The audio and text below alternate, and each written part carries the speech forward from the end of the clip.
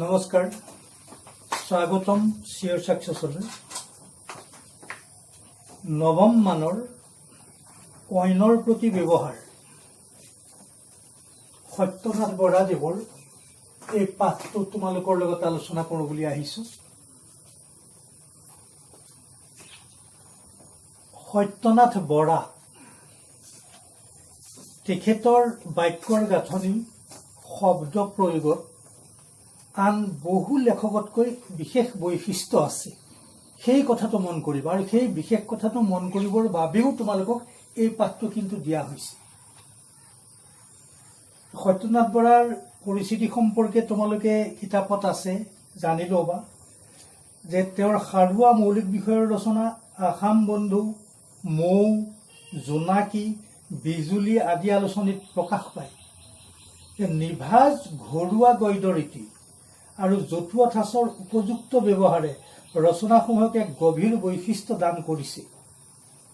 তেওঁৰ জীৱনৰ কীৰ্তি সাৰথি আৰু বহল ব্যাকৰণ। আগতে আমি পঢ়া শুনা কৰাৰ সময়ত বহল ব্যাকৰণখন খুব চলিছিলে। আজিকালি তোমালোকে সেইখন কিমান পাইছা নাজানো, কিন্তু আগতে বহল ব্যাকৰণ, অসমীয়া ভাষাৰ ব্যাকৰণৰ কাৰণে এখন বহুত প্ৰচলিত এখন কিতাপ আছিল, আৰু বৰ ভাল ব্যাকৰণৰ কিতাপ। আৰু সাৰথিখনটো জানিবাই, এই সাৰথিৰ পৰাই ইয়াৰ পাত উঠাই দিছে। গতিকে তেওঁক কৈছে যে ঘৰুৱা গদ্যৰীতি, জতুৱা ঠাঁচৰ উপযুক্ত ব্যৱহাৰ। পাঠটো নিশ্চয় তোমালোকে পঢ়িছা, পাঠটো পঢ়োতেও পাইছা। চুটি চুটি সহজ সৰল বাক্য, সাধাৰণতে লোকসমাজৰ মাজত চলিত জতুৱা ঠাঁচবিলাক কিমান ধুনীয়াকৈ যথাযথভাৱে ব্যৱহাৰ কৰে যে তেওঁৰ গদ্য শৈলীটো শুৱলা হৈ পৰে। চুটি বাক্যৰে বহু কথা প্ৰকাশ কৰিবলৈ যায়। চৰিত্ৰবান মানুহ পবিত্ৰ জলৰ নিচিনা। বাক্যটো মন কৰা, এটা টান শব্দ নাই। চৰিত্ৰবান মানুহ পবিত্ৰ জলৰ নিচিনা। পবিত্ৰ জলৰ লগত চৰিত্ৰবান মানুহক তুলনা কৰিছে। আৰু জল, পানীয়ে আমাৰ কিমান উপকাৰ কৰে, জীৱ জন্তু গছ বৃক্ষৰ খবৰ কাৰণে পানী কিমান প্ৰয়োজন, কথাটো মন কৰিব। আৰু চৰিত্ৰবান মানুহ সমাজৰ কাৰণে সিমানে প্ৰয়োজন। ইমান বিশাল অৰ্থবহ এটা কথা সেই বাক্যকেইটাৰ মাজত প্ৰকাশ কৰিছে। এইটোৱে হ'ল সত্যনাথ বৰাৰ ৰীতি, এটা ষ্টাইল তেখেতৰ গদ্যৰ। গতিকে সত্যনাথ বৰাৰ ষ্টাইলটো যদি তুমি আত্মীয়কৰণ কৰিব পাৰা, লিখা মেলাত বৰ সহজ হ'ব। এনেই আমি বহু সাহিত্যিকৰ লেখা মেলা পাওঁ, বাক্যবিলাক দীঘল, খুব টান টান শব্দ থাকে, আৰু যথেষ্টখিনি দীঘলীয়া কথা কয়, মূল বস্তুটো কম থাকে। কিন্তু সত্যনাথ বৰাৰ ওভোতা, মূল বস্তুটো বেছি থাকে, কয় কমাই, কমকৈ কৈ বেছিকৈ প্ৰকাশ কৰিব পৰাটো হৈছে সত্যনাথ বৰাদেৱৰ গদ্যৰ এটা কৌশল। বাকী মই সত্যনাথ বৰা সম্পৰ্কে আৰু নকওঁ, যি আছে কিতাপতেই তোমালোকে চাই ল'বা। এতিয়া আমি পাঠটোৰ মাজলৈ যাওঁ। পাঠটোৰ শাৰীয়ে শাৰীয়ে আলোচনা নকৰোঁ, তোমালোকৰো সময় খৰচ হ'ব। গতিকে প্ৰথম পেৰেগ্ৰাফটোত এটা কথা আছে, অইনৰ প্ৰতি ব্যৱহাৰ। অইনৰ প্ৰতি ব্যৱহাৰ কেনেকৈ কৰিব লাগে, এই কথাটোতো আমি কিয় জানিব লাগে, কিয় অইনৰ প্ৰতি ব্যৱহাৰ আমি কিয় শিকিবলগীয়ানো কি আছে?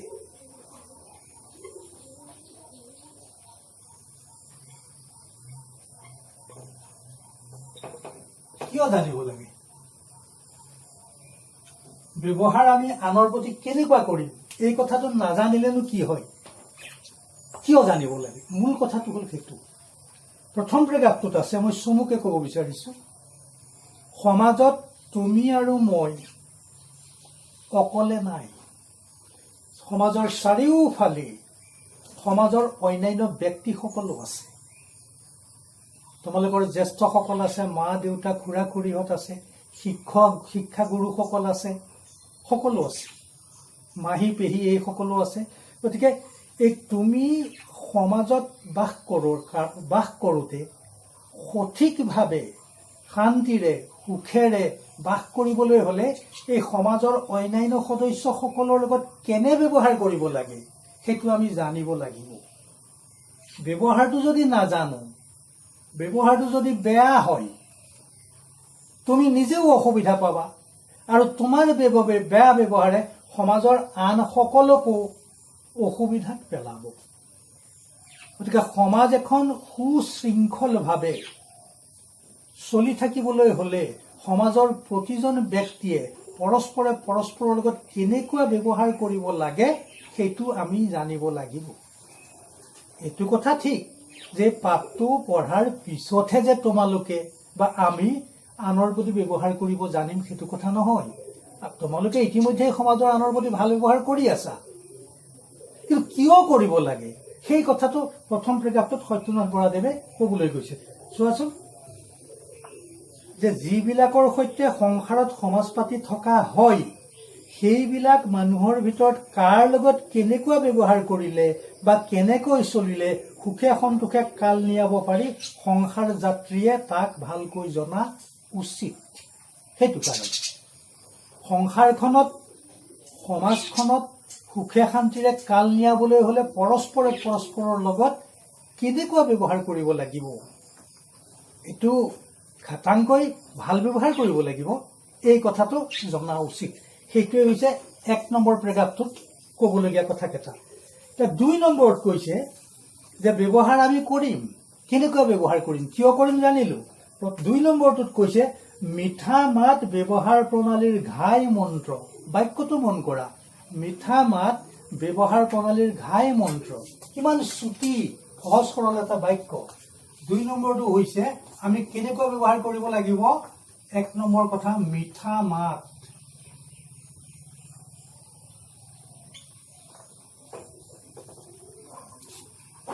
মাতটো মিঠা হ'ব লাগিব,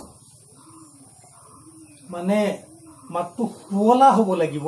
এইটো কথা নহয় যে মাত যাৰ যেনেকুৱা তেনেকুৱাই, কাৰোবাৰ খহটা, কাৰোবাৰ শুৱলা, কিন্তু মাতত মিঠা গুণটো থাকিব লাগিব, ভাল কথা ক'ব লাগিব। এই 2য় প্ৰেক্ষাপটত সেই কথাটো কৈছে যে ব্যৱহাৰ ভাল হ'লেও মাতবিলাক যদি হুটা হয় মানুহে মনত অসন্তোষ পায়। মই যদি তোমালোকক এতিয়া কওঁ, এই কি কৰি আছা হে তোমালোকে, কেনেকুৱা লাগিল? কিন্তু তাকে যদি মই কওঁ তোমালোকে কি কৰি আছা হে, পাৰ্থক্যটো মন কৰা। হেই কি কৰি আছা হে তোমালোকে, হুটা মাত। এই কি কৰি আছা হে তোমালোকে, মিঠা মাত। একেটা কথা হুটাকে ক'লে তোমালোকৰ কাণত যেনেকুৱা লাগিব, মনত দুখ পাবা। একেটা কথাই মিঠাকৈ ক'লে, ভাল লগাকৈ ক'লে শুনি ভাল লাগিব। গালি পাৰিলেও মিঠাকৈতো গালি পাৰিব পাৰি। একেবাৰে হুলস্থুল কৰি কাণত লাগি যোৱাকে, মনত দুখ পোৱাকে কোৱাতকৈ ভালকৈ ক'ব পাৰি।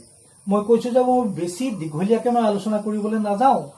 গতিকে প্ৰতিটো প্ৰেক্ষাপটৰ মূল কথাকেইটা মই সেই কথাটোহে মই ক'বলৈ গৈ আছোঁ যে মিঠা মাত, যে মিঠা মাত ব্যৱহাৰৰ কলপ বা ৰহনৰ নিচিনা। মোৰ ব্যৱহাৰটো আছে, সেই ব্যৱহাৰৰ ওপৰত এটা কলপ ৰং সানি থৈছোঁ মিঠা মাতৰ, খুব ভাল লাগিব। তিতা লগা দৰৱো মিঠাৰে সৈতে যদি আৱৰি পেলাই খুওৱা যায়, বেমাৰীয়ে খায়ো ভাল পায়, বেমাৰটোও ভাল হয়। কিন্তু তিতাটো মুখত দিলে যদি তিতা লাগে, খাবলৈ মন নকৰিব। গতিকে ব্যৱহাৰৰ ওপৰত এটা মিঠা মাতৰ আৱৰণ থাকিব লাগিব। 3 নম্বৰ কথাটোত কৈছে তিতা মাত বুলি ক'ব পাৰা, কেটেৰা মাত, তিতা মাত। 3 নম্বৰ যিটো মানে মিঠা মাতৰ বিপৰীতটো, কেটেৰা, শুনিলে তিতা লগা।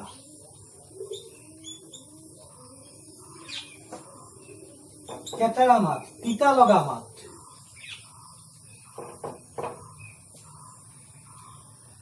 আমি ব্যৱহাৰ কিয় কৰিব লাগে জানিলো। ব্যৱহাৰত মাত কথাত মিঠা হ'ব লাগিব সেইটো জানিলো। এতিয়া কেটেৰাই মাতিলে তিতা লগাকে ক'লে কি হ'ব পাৰে সেই কথাটো বৰাদেৱে আলোচনা কৰিছে। চাবাচোন, অবাবত কেটেৰা মাত মাতি মানুহৰ মনত বেজাৰ দিয়া অজুগুট, কিন্তু নিৰ্বোধ খিংখিঙীয়া মানুহে ভৱিষ্যত নুগুনি কেটেৰা মাৰিহে মানুহৰ লগত কথা কয়। এই শ্ৰেণী মানুহৰ শত্ৰু সৰহ। সমাজত সকলোৰে লগত যেতিয়া আমি থাকিবই লাগিব, আমি বন্ধু হৈ থকাই ভাল। শত্ৰুনো কিয় বঢ়াই ল'ব লাগে? আৰু শত্ৰু কেতিয়া বাঢ়ে? যেতিয়া আমাৰ মাত কথাবিলাক কেটেৰা জেঙেৰা হয়, তিতা লগা হয়।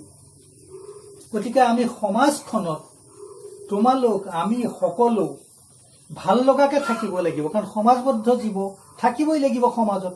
সমাজৰ পৰা তুমি ক'লে যাবা? হিমালয় পৰ্বতলৈ বা গভীৰ অৰণ্যৰ মাজত আমি কিবা আশ্ৰম ফাশ্ৰমলৈ যামগৈ নেকি? আমি সমাজতেই থাকিম। যিখন সমাজত থাকিম সমাজখন ভাল লগা কৰি গঢ়ি তুলিব লাগিব। এই সমাজখন ভাল লগা কৰি গঢ়ি তোলাৰ অন্যতম চৰ্তটো হৈছে তোমাৰ ব্যৱহাৰ, আৰু তোমাৰ ব্যৱহাৰৰ মিঠা মাত ইয়াৰ এটা চৰ্ত। আৰু ইয়াৰ ঋণাত্মক যিটো দিশ, কেটেৰা লগা মাতে সমাজত মানুহৰ শত্ৰু বঢ়াই গৈ থাকে। শত্ৰু যিমানে বাঢ়িব আমি সমাজত থাকি সিমানে বেয়া পাম। এইটো হ'ল 3 নম্বৰ কথাটো। মই প্ৰতিটো পেৰাগ্ৰাফৰ সাৰ অংশবিলাকহে তোমালোকৰ লগত আলোচনা কৰিছো দেই, তাতকৈ বেছিলৈ মই যোৱা নাই। 4 নম্বৰত কৈছে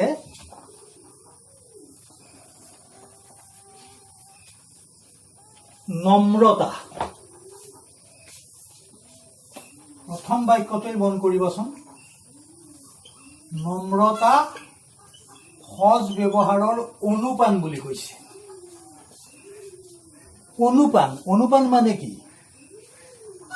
অসুখ হৈছে, চিকিৎসকে দৰৱ দিছে, খাই আছো, বেমাৰ ভাল হ'বগৈ, কিন্তু এই দৰৱৰ লগত আনুষংগিক যিখিনি পৰামৰ্শ ডাক্তৰে দিছে সেইখিনিও যদি পথ্য হিচাপে গ্ৰহণ কৰা যায় বেমাৰ সোনকালে ভাল হ'ব।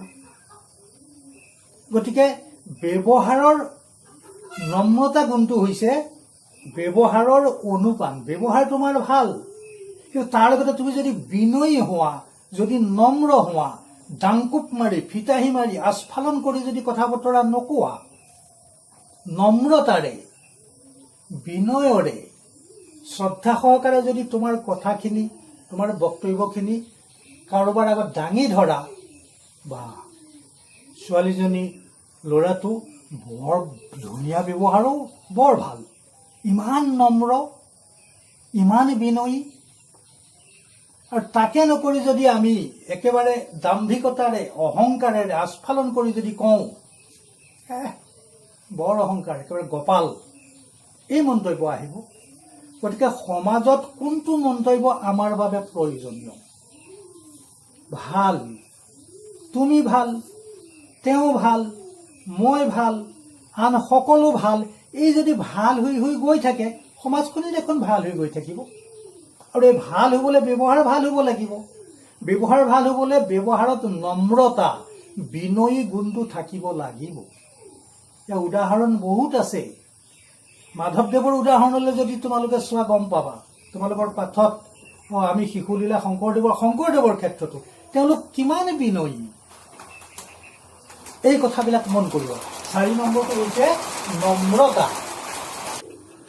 গতিকে নম্ৰতা গুণটো থাকিলে ব্যৱহাৰ আপোনা আপুনি যে ভাল হৈ যাব, ই একেবাৰে খাটাং। আকৌ ভিতৰত গোমঠা মাৰি থাকি কপট ৰাখি বাহিৰে নম্ৰতা দেখুৱালে, মিছা অভিনয় কৰি নম্ৰতা দেখুৱালে কিন্তু এইটো নহ'ব।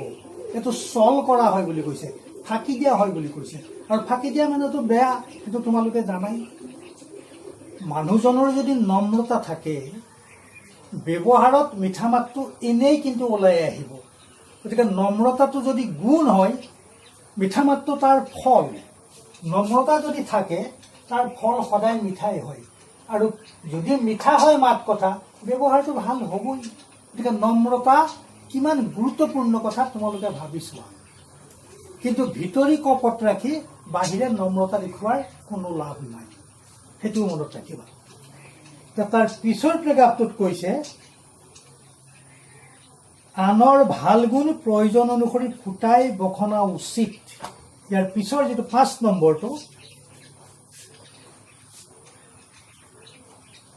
আনৰ গুণানুকীৰ্তন কৰিব লাগে। কিন্তু কথা হ'ল, কথাটো মন কৰিবা,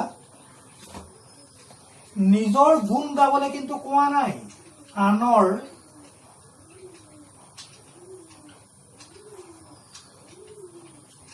গুণ গাব লাগে। আনৰ গুণ গাবা।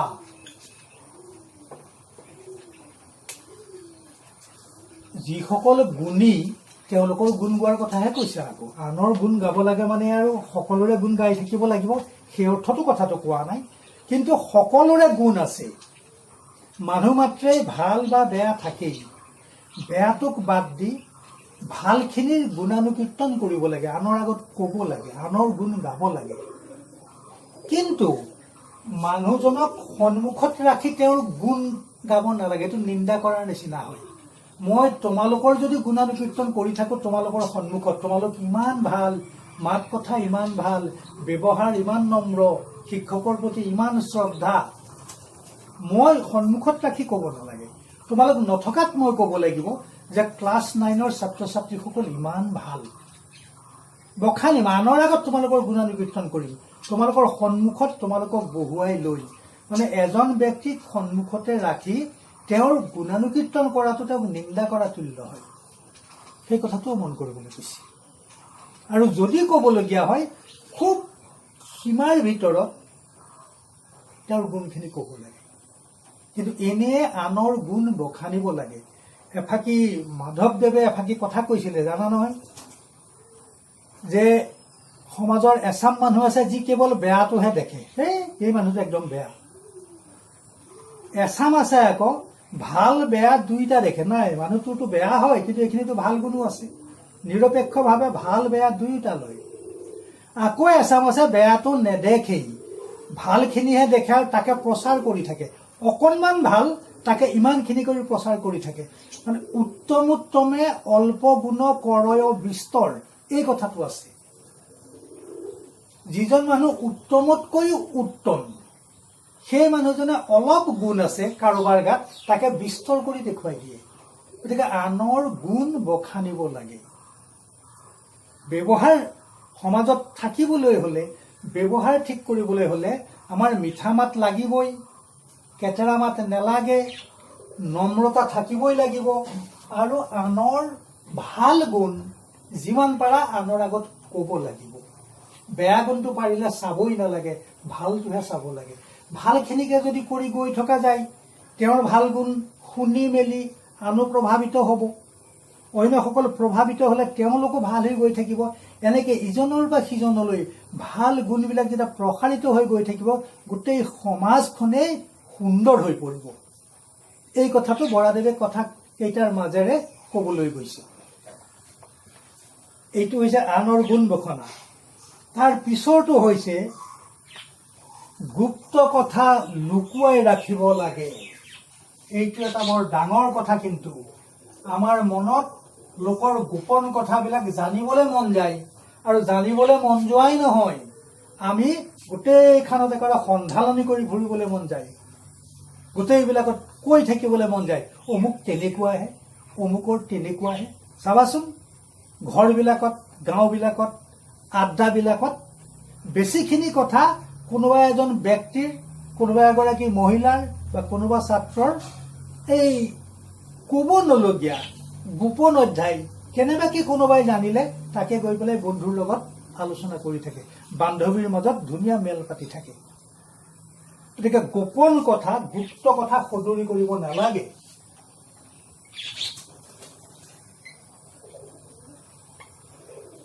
গুপ্ত কথা ক'ব নালাগে।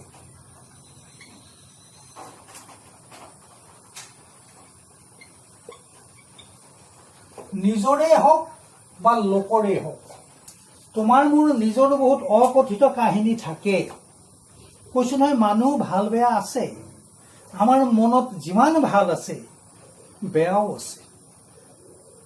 এইটো আমি লৈয়ে আহিছো আৰু ভাল বেয়া আছেই। গতিকে বেয়া কথাখিনি লোকৰো নিজৰো আনৰ আগত ক'ব নালাগে। গুপ্ত কথা প্ৰকাশ কৰিলে শত্ৰু বাঢ়িব। মই যদি তোমাৰ কিবা এটা কথা জানো, সেই কথাটোকে যেতিয়া 10 জনৰ আগত কওঁ, কথাটো যেতিয়া ওলাব যে অমুকে অমুক কথাটো এনেকে কৈছে, মোৰ শত্ৰু তুমি বাঢ়িলা। এনেকে যদি সমাজত শত্ৰু বঢ়াই আমি গৈ থাকো, ভালখিনি ক'ৰ পৰা আহিব? শত্ৰুৰ সংখ্যা, বেয়াৰ সংখ্যাহে বাঢ়ি গৈ থাকিব। সুন্দৰ সমাজ এখনৰ কাৰণে যি আমি অন্যৰ প্ৰতি ব্যৱহাৰ শিকিব লাগে, তাৰ সলনি দেখোন সমাজখন অসুন্দৰ হ'ব, সমাজখনত মূল্যবোধ বিধ্বস্ত হ'ব, সমাজখন বেয়াহে হ'ব। সেইকাৰণে কৈছে গুপ্ত কথা কেতিয়াও কাৰো আগত প্ৰকাশ কৰিব নালাগে। যে সকলোৰে সৈতে মিলেৰে থাকিব খুজিলে আনৰ গুপ্ত কথা লুকাই ৰাখিবলৈ জানিব লাগে। গুপ্ত কথা লুকাই ৰাখিব পৰা এটা ডাঙৰ গুণ। এইটো কিন্তু বৰ লোভ লগা বিষয়, ক'বলৈ মন গৈ থাকে। নজনা কথাটো, ভাল কথাখিনিতো জানিবলৈ মন যোৱাটো ভাল কথা, লোকৰ গোপনীয় কথা জানিবলৈ মন গৈ থাকে, কৌতূহল হৈ থাকে, সেইটো বন্ধ কৰিব লাগে বুলি কৈছে। অনেক মানুহে এই গুণৰ অভাৱত বন্ধু বান্ধৱ হেৰুৱাই আৰু আনৰ গৰিহণা খায়। এইটোতো ইমান টান কামো নহয়। কিবা এটা কথা তুমি জানিলা, মোৰ জানিব নলগা বেয়া কথা এটা মোৰ জানিলা, তুমি যদি নকওঁ বুলি সিদ্ধান্ত লোৱা, তোমাৰ মুখৰ পৰা কোনে উলিয়াব? মই আনৰ গুপ্ত কথা নকওঁ, বছ হৈ গ'ল, সেইটোৱে কথা। গতিকে আৰু নিজৰ গুপ্ত কথা প্ৰকাশ কৰিলে মানুহৰ গৰিহণা খাব লাগে। দুৰাচাৰ বা খিয়লীয়া মানুহৰ আগত নিজৰ গুপ্ত কথা ভাঙি ক'লে ভৱিষ্যতে হিংসা কৰিবলৈ সুচল দিয়া হয়। গতিকে এইখিনি কথা কৈছে যে গুপ্ত কথা কেতিয়াও প্ৰকাশ কৰিব নালাগে। আৰু যিসকলে কৈছে যে যি মানুহে পেটত কথা ৰাখিব নোৱাৰে, সি আনৰ গুপ্ত কথা শুনিবলৈ হেঁপাহ কৰা উচিত নহয়, আৰু আনে ক'ব খুজিলেও শুনিবলৈ মান্তি হোৱা অনুচিত। মই যদি জানো, তোমালোকে যদি নিজে জানা যে তোমালোকৰ কথা পেটত নাথাকে, মুখেদি ওলাবই, তেতিয়াহ'লে কথাটো নুশুনিবাই। কোনোবাই ক'লেও নুশুনিবা, নাই নাই এইবিলাক কথা মোক নালাগে, নুশুনো। এইটো বৰাদেৱে লিখিছে, ময়ো তোমালোকৰ আগত কৈছো, ক'বলৈ সহজ, কৰিবলৈ কিন্তু বৰ টান। তথাপিতো সমাজখন সুন্দৰ কৰাৰ স্বাৰ্থত লোকৰ গুপ্ত কথা কেতিয়াও জানিব নালাগে, প্ৰকাশ কৰিব নালাগে। গতিকে এইখিনি হ'ল গুপ্ত কথাৰ কথা কৈছে। আৰু ইয়াৰ পিছতো পাঠটো আছে, আজিলৈ পাঠটো আৰু আগ নবঢ়াওঁ বুলি ভাবিছোঁ। ইমানখিনিকে কৈ সামৰণি মাৰিছোঁ। এতিয়া আমি আগতেই কৈছোঁ যে অন্যৰ প্ৰতি ব্যৱহাৰ কৰিব আমি জানোৱেও, তোমালোকেও জানা, কিন্তু পাঠটো পঢ়াৰ পিছত ইয়াৰ প্ৰয়োজনীয়তাটো কিমান গভীৰ, সমাজৰ আন সদস্যসকলৰ লগত পৰস্পৰে পৰস্পৰৰ লগত সম্পৰ্ক কেনেকৈ ৰক্ষা কৰি সমাজখন আৰু বেছি ভাল, সংহত আৰু এখন সংযত সমাজত আমি বাস কৰিব পাৰিম, সেই কথাবিলাক মন কৰিব লাগিব। গতিকে তোমালোকৰ ভাল ব্যৱহাৰ আৰু ভাল হওক, এইটোকে কামনা কৰি আজিলৈ আহিছোঁ। নমস্কাৰ।